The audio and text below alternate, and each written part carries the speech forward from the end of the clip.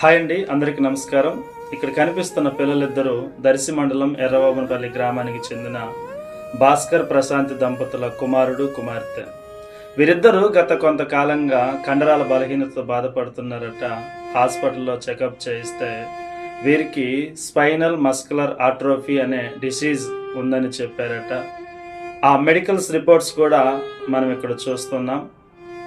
ఈ డిసీజ్ చాలా costly medicines life long వాడాలంట. ఒక ఇంజెక్షన్ వాడితే ఆ ఇంజెక్షన్ ద్వారా వీరు క్యూర్ అయ్యే అవకాశం ఉందని తెలియజేశారంట. ఆ ఇంజెక్షన్ ఖరీదు కొన్ని లక్షల్లో ఉంటుందంట. అంత ఆర్థిక స్తోమత లేదని పేరెంట్స్ బాధపడుతున్నారు.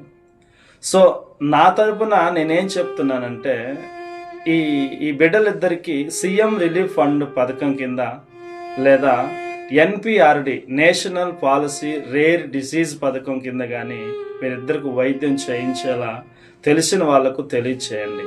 అలాగే మన వంతు సహాయం కూడా ఆ పిల్లలకు ఎంతో కొంత ఆర్థిక సహాయం చేద్దాం.